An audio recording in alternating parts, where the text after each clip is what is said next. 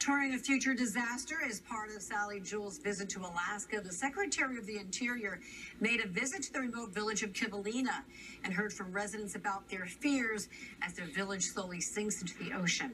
Channel 2's Nikki Carvajal was there as residents spoke about the possibility of moving their entire community. Nikki. Maria, on Monday, Kivalina residents showed state and federal policymakers exactly how the rising sea levels were changing their community more and more every year. Every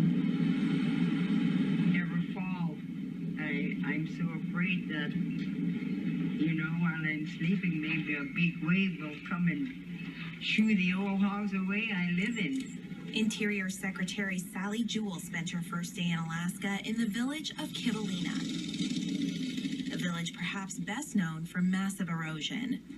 Here in Kivalina, time is precious. By some estimates, by 2025, the village will be completely destroyed because of rising sea levels. And residents are already starting to see the effects.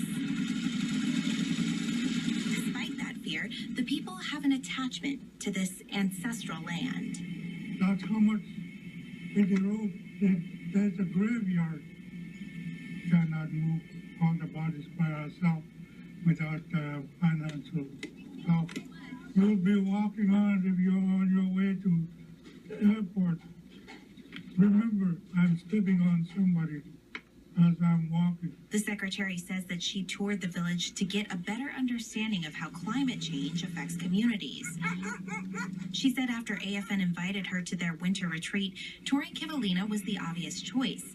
But some Alaska lawmakers are uncertain of her motives. I think Kivalina played very well into her message that she wants to portray on a national basis, not necessarily here in Alaska. But during a community meeting, residents spoke of their frustration of not receiving enough media attention to the situation.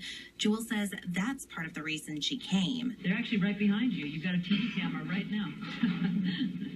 So hopefully this session will bring the kind of visibility that you need to Kivalina to show the challenges that you have with climate change, because you're on the front lines right here. Either way, lawmakers from both sides agree that Kivalina needs help.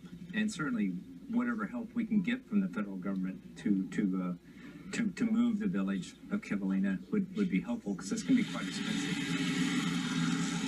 And frankly, that's what the federal government is for. Jewell's comments acknowledge that she was, at the very least, listening. So I can't thank you enough for sharing your perspectives, and we all care for our children and our grandchildren. But the way you are caring for them and the way you talk about them is powerful.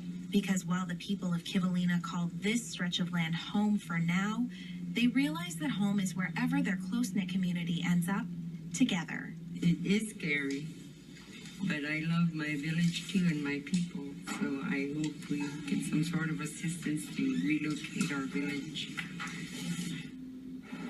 Yesterday, Secretary Jewell announced that the Department of the Interior would be providing $8 million for a competitive grant pool that would be used to help villages like Kivalina deal with climate change. But that money is not guaranteed to go to Kivalina specifically.